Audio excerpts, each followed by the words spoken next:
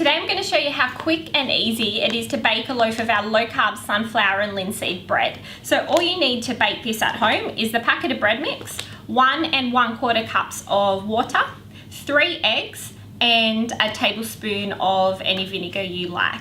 So the first thing we're going to do is preheat our oven to 180 degrees. It's really important the bread goes into a hot oven because it helps the rising process. If you put it into a warm oven or an oven that's not yet preheated, you won't get the rise that you should in a normal loaf. All right, so we're going to open the packet of dry mix. Simply pour this packet into one bowl. Just like that. All right, then in our second bowl, we're going to combine all our liquid ingredients. So we just place the water in there. So 1 tablespoon of vinegar is actually about 1 lid. So you really don't need to measure that at all. I usually just do a lid and overflow it a little bit. Then we're going to crack in the 3 eggs.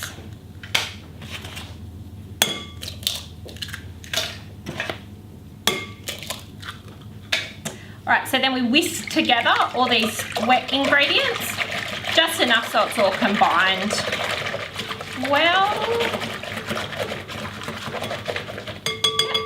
Alrighty, so then we simply pour the wet ingredients into the dry bread mix. As you know, I always use a spatula because that's a great way to make sure you don't waste any of your ingredients and you kind of get the biggest loaf of bread possible. Over there, I just use a normal tablespoon and you're just really stirring this enough to combine. So it doesn't need to be, if there's a few lumps in it, that's fine, no dramas at all. You kind of don't want to over mix it because then there's a risk that you'll kind of knock out the baking powder and also it won't rise. So yeah, you're kind of just folding it through till you can't see any more of the mix. So that is what your mix will look like.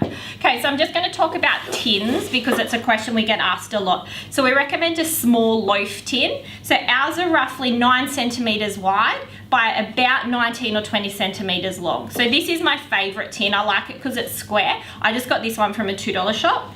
This is another small loaf tin. I got this one from Kmart. Also does a trick, but you can see it's a bit more rounded, so you don't necessarily get the square slices. And this is another favorite, is a silicone tin. So this is a Wiltshire one. I just got this from the supermarket.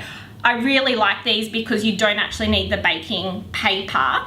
The one thing, if you do use this tin, as it cooks, it kind of separates out a little bit, so your loaf will get a bit warped. To prevent that, I simply sit it inside a metal tin to kind of hold it all together. So this is the one I'm going to use today. If you do use a metal tin, it's important you use baking paper. So this is just a sheet of normal baking paper, not greaseproof. Greaseproof does stick. So I just push the baking paper down into the tin and you just want to make sure it's like all surrounded so there's no empty, like no bits of tin exposed. So that's what it should look like if you're using a metal tin. This tin here is a large loaf tin. If you use this kind of tin for your bread, you can see your slices are going to be wide but not very high because it's such a large tin. So it doesn't mean your bread hasn't worked, it simply means the tin's too big.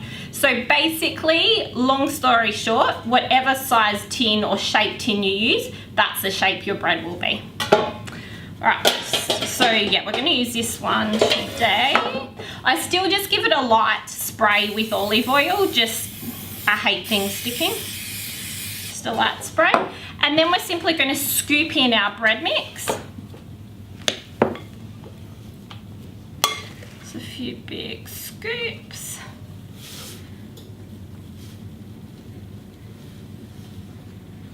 The good thing about these mixes is that really nothing has to be perfect.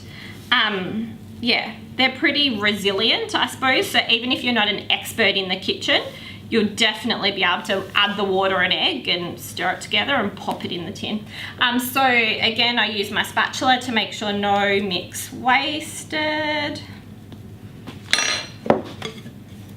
And I'm always surprised at how much extra, especially with our cupcakes, how much extra you get out when you do use the spatula. Okay, so just even that out.